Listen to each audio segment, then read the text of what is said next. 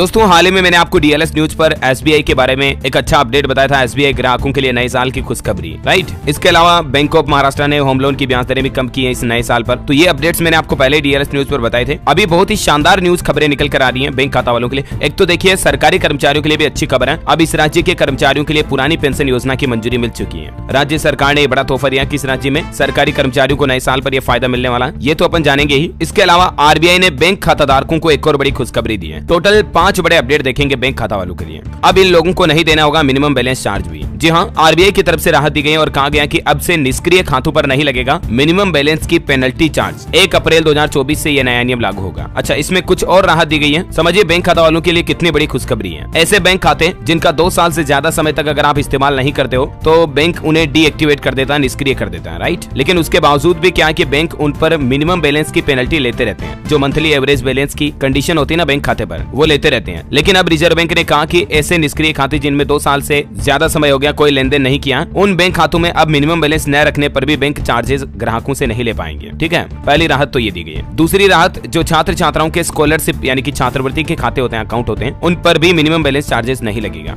Reserve bank ने यह भी कहा कि बैंक स्कॉलरशिप राशि या फिर डायरेक्ट बेनिफिट ट्रांसफर डीबीटी के लिए बनाए गए खातों पर किसी भी तरह का मिनिमम बैलेंस चार्ज नहीं लगेगा। जैसे डीबीटी का मतलब आप समझ गए ना, गैस सिलेंडर की सब्सिडी के लिए खाता है या मनरेगा के पैसे आ रहे हैं उनके लिए खाता, जनधन खाता वगैरह, तो इन पर किसी भी तरह का मिनिमम बैलेंस मेंटेनेंस चार्ज नहीं देना पड़ेगा अब आपको। अच्छा, बैंक ब्याज को लेकर भी एक बड़ा फैसला लिया। देखिए आप, बैंकों में सेविंग अकाउंट पर हमेशा ब्याज देते रहना होगा, चाहे वह निष्क्रिय ही क्यों ना हो। मतलब आपका 2 साल से ज्यादा समय हो गया, बैंक खाते को काम में नहीं लिया, उसके बावजूद भी अगर आपके खाते में थोड़े बहुत भी पैसे पड़े हैं तो उन पर जो भी सेविंग अकाउंट का इंटरेस्ट है वो आपको मिलता रहेगा। सरकारी स्कीम वाले खातों में 0 बैलेंस है तो भी उन्हें निष्क्रिय नहीं माना जाएगा और साथ ही उन पर भी मिनिमम बैलेंस की पेनल्टी नहीं लगेगी। आरबीआई का कहना है कि यह कदम इसलिए उठाया गया ताकि बैंकों में जमा लावारिस राशि को कम करने में मदद मिलेगी। लावारिस राशि का मतलब कई सारे ऐसे बैंक खाते हैं जिनमें पैसा जमा है जिनका कोई धनी धोरी नहीं है। उन बैंक खातों को कई साल हो गए, वो डीएक्टिवेट पड़े हैं, उनमें कभी कोई लेन देन ही नहीं किया है, जबकि उनमें पैसे जमा है। और ये आंकड़ा इतना है कि आप जानकर चौंक जाओगे, हैरान हो जाओगे। देखिए हालिया रिपोर्ट के मुताबिक, आरबीआई की जो ताजा रिपोर्ट आई उसके मुताबिक 28% लावारिस राशि बढ़ी है। आरबीआई की ताजा रिपोर्ट में बताया गया कि मार्च 2023 के अंत तक लावारिस जमा राशि 28% बढ़कर 42,272 करोड़ रुपए हो गई। यानी 42,000 करोड़ रुपए भारतीय बैंकों में ऐसे जमा है दोस्तों जिनका कोई धनी धोरी नहीं है। उन बैंक खातों का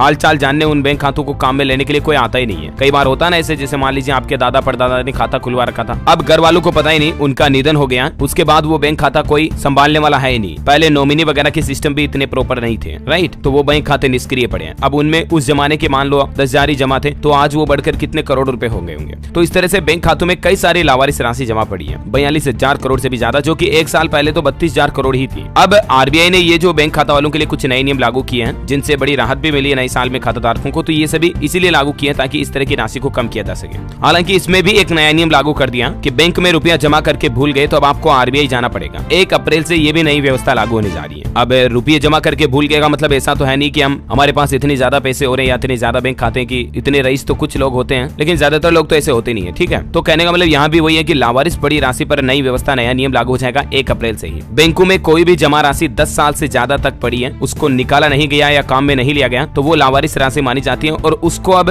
बैंक जो है वो भारतीय रिजर्व बैंक को ट्रांसफर कर देंगे। समझ रहे हो, मतलब जैसे आपके एसबीआई में पड़े, आईसीआईसीआई में पड़े, पंजाब नेशनल बैंक में पड़े, सभी बैंक वाले 10 साल से जमा पुरानी राशि को आरबीआई में ट्रांसफर कर देंगे। फिर अगर आपको अपने उस पैसों को क्लेम करना है या उन पैसों को विड्रॉल करना है तो फिर आपकी बैंक ब्रांच से नहीं निकलेंगे, वो फिर आपको आरबीआई ऑफिस जाना पड़ेगा, आरबीआई से कॉन्टेक्ट करना पड़ेगा। ऐसा ये नया नियम जो है, नई व्यवस्था 1 अप्रैल 2024 से लागू होने जा रही पूरे देश में। ठीक है, तो बैंक खाता वालों के लिए सबसे महत्वपूर्ण अपडेट तो ये है। और बाकी दोस्तों एक नया नियम इसी महीने 10 जनवरी से लागू होने जा रहा यूपीआई यूजर्स के लिए। चाहे किसी भी बैंक में आपका खाता है और आप यूपीआई का इस्तेमाल करते हो, फोन पे, पेटीएम, गूगल पे, भीम ऐप वगैरह, तो 10 जनवरी से आपको बड़ा फायदा मिलेगा और वो ये कि आपकी यूपीआई की लिमिट बढ़ने जा रही है। अब एक बार में 5 लाख रुपए तक आप यूपीआई से एक बार में ट्रांसफर कर पाओगे। हालांकि फिलहाल ये व्यवस्था जो है ये सिर्फ एजुकेशनल इंस्टीट्यूट और हॉस्पिटल यानी कि अस्पताल और स्कूल, कॉलेज, यूनिवर्सिटी के फीस वगैरह के लिए एक मुफ्त पेमेंट करने में 5 लाख रुपए तक की लिमिट मिलेगी आपको। ये भी पहले 1 लाख ही थी, इसको बढ़ाकर 5 लाख कर दिया एनपीसीआई की ओर से। ठीक है, है 10 तारीख से ही। बैंक खाते में 25-25 हजार रूपए मिलेंगे। मेरिट में आने वाले छात्रों को छत्तीसगढ़ सरकार की तरफ से भी ये नई योजना की घोषणा की गई है इसी साल 2024 से। 12वीं तक के स्टूडेंट्स की बुक्स भी फ्री कर दी है छत्तीसगढ़ सरकार ने। मैंने आपको ये जानकारियां डीएलएस न्यूज पर भी बताई थी, है ना।